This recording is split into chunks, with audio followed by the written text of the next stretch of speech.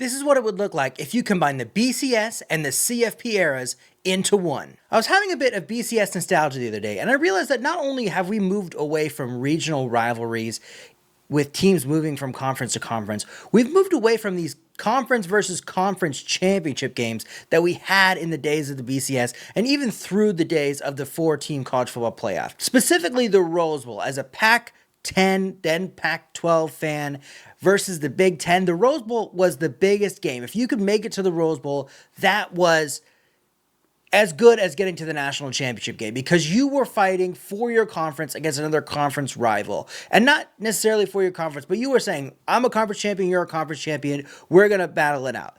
And I think that there's something magical to that. And I thought, well, there's definitely some positives of the college football playoff. So how do we mend these two things together?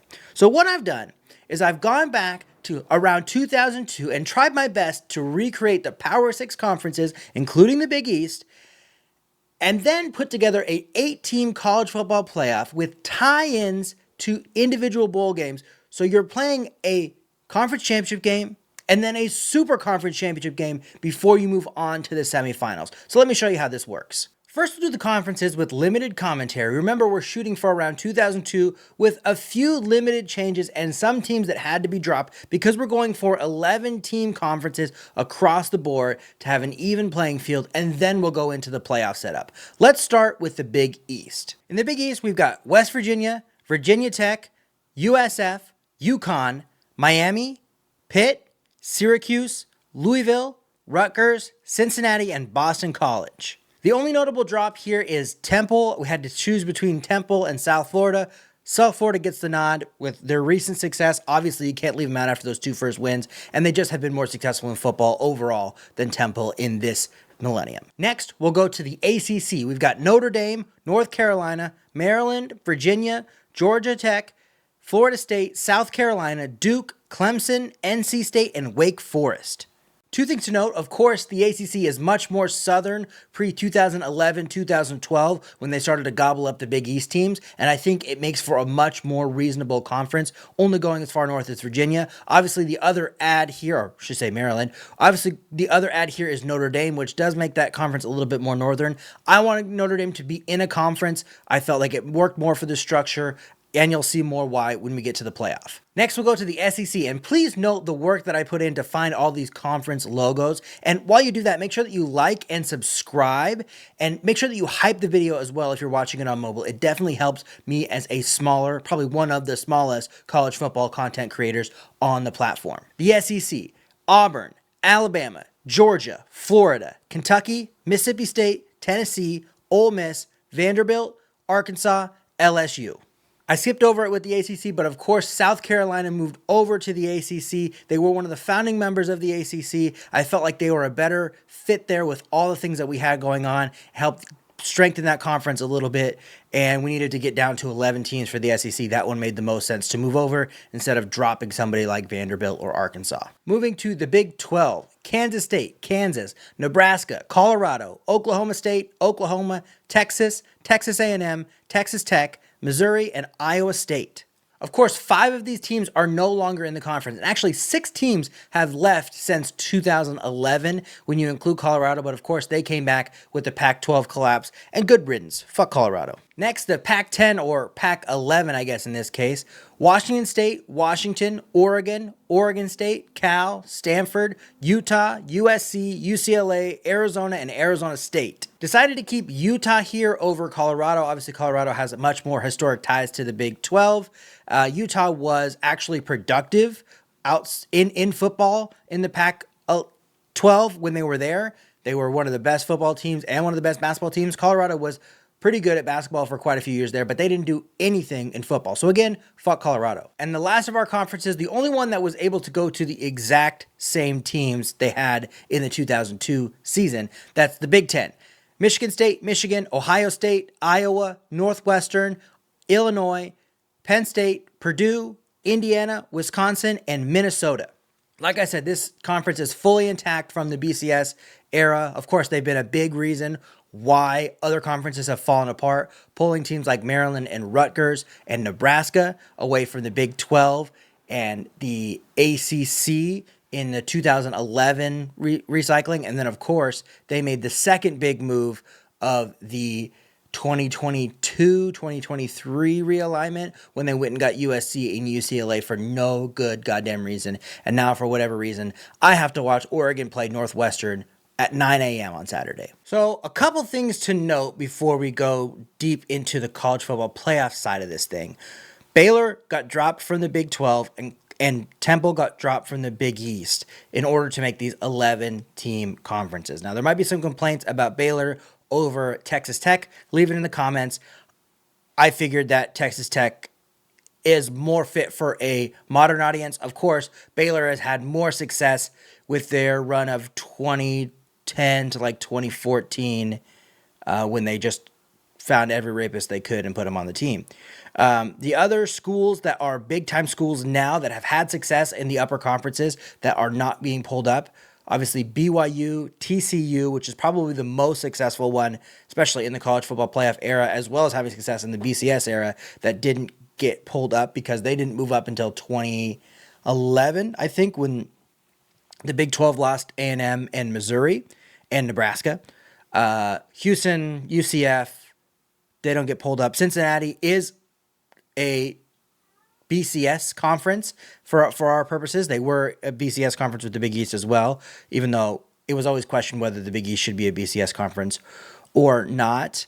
Boise State stays down as well, who was probably the most successful quote-unquote non-AQ team of the BCS era, to go along with Utah, who gets pulled up into the Pac-11 for our purposes here. So like I said, the big idea here is to bring back the importance of conference games and kind of the majesty of the BCS Bowl or the Super Conference Championship as we're kind of looking at it for our playoff purposes. So first, the big thing is there's no conference divisions. I think that's basically true now, aside from maybe the Sun Belt has conference divisions, but we're going to go fully away from conference divisions because there's 11 teams in each conference. I just wanted that balance there. So the top two teams in the conference, no matter who they are, the top two teams in each conference are going to play in their conference championship game at whatever their site is. So it probably would be Indianapolis for the Big 10. Big 12 would be Dallas. SEC would be Atlanta. ACC is probably Charlotte for a modern one. They got a lot of teams in the Carolinas, so probably Charlotte or... Yeah, I think that would be the main one. Maybe they would go down to Miami, but I think it would probably be Charlotte. The Big East would probably have theirs at like MetLife Stadium in New York. And then the Pac-10, either SoFi or Vegas. But for the last couple years of the Pac-12, they were playing in Vegas. I would imagine that they would go back to having their conference championship in Vegas. And that's where things get interesting, because if you win your conference championship game, you know where you're going next. It's not a wait to get picked. There's only two teams that might wait to get picked, but everybody else knows where they're going after they win their conference championship game. First, we've got the Pac-10 and the Big 10 will face off in the Rose Bowl. Obviously, that's the one that we talked about. That's the one we based it on. The Pac-10, Big 10 in the Rose Bowl. The Sugar Bowl is going to be the SEC and the Big 12. That's the Super Conference Championship taking place in New Orleans. The SEC has a slight advantage there, just like the Pac-10 has a slight advantage in the Rose Bowl. But that's kind of the setup here, right? You could put it in the Cotton Bowl, then the Big 12 has an advantage. But this is the way it is. The Orange Bowl is the ACC versus the Big East. Now, of course, the ACC has the advantage here, but unless it's Miami every single season, not that many ACC teams have that much of an advantage over the Big East. Those are the three Super Conference Championship games. Then we have the Fiesta Bowl, which is going to be a non-AQ or G5 conference champion that's the highest rated of all of them. This is the only one where the rankings come into play. The other game is the wild card. Now let me talk to you about the wild card. So I really wanted everyone to have to play 13 games and to specifically win a game that gets you into the playoff. So the Fiesta Bowl gets the G5 champion and then what is essentially the MLB wild card or the NBA play-in champion for that final spot in the Tostitos Fiesta Bowl. And this team is going to be the two highest rated non-conference championship game participant Power 6 teams. It can only be one from each conference. So there can't be any more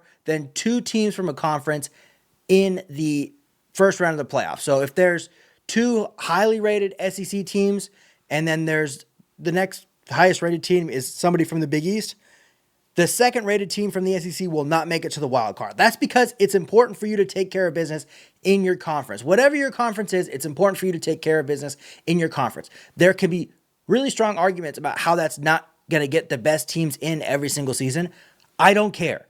That's not what the point is. The point is to have a structure in which it matters for you to win your conference games because that's who you play.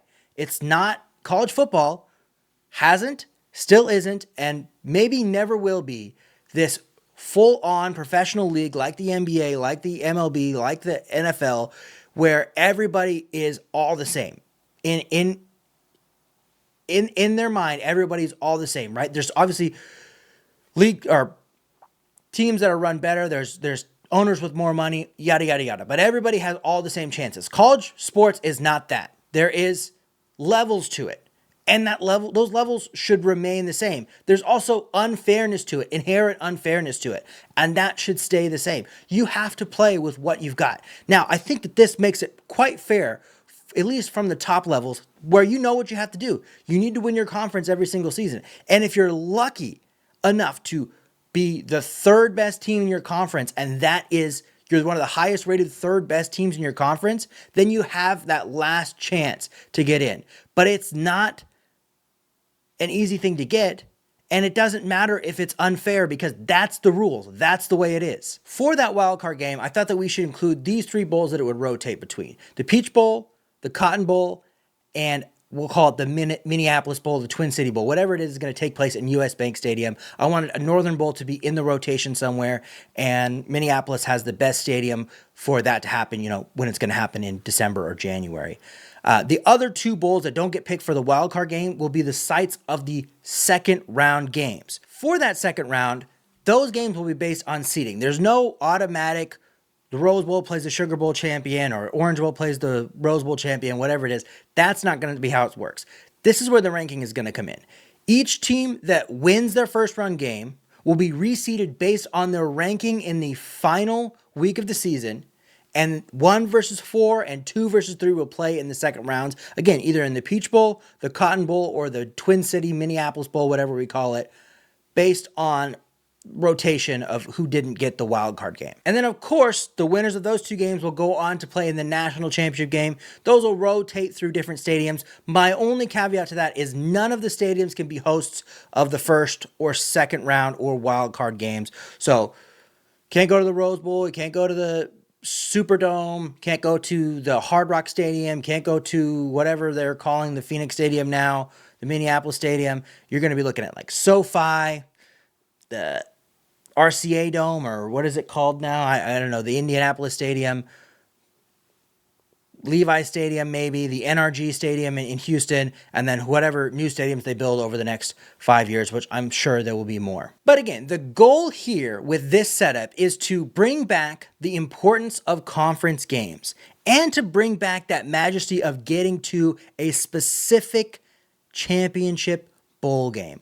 To go along with this, I'm sure there will be a lot of other tie-ins that have kind of seemed to go away. I mean, didn't BYU and Colorado play each other in a bowl game last year, even though they were both from the Big 12? Like, that shit has to go away.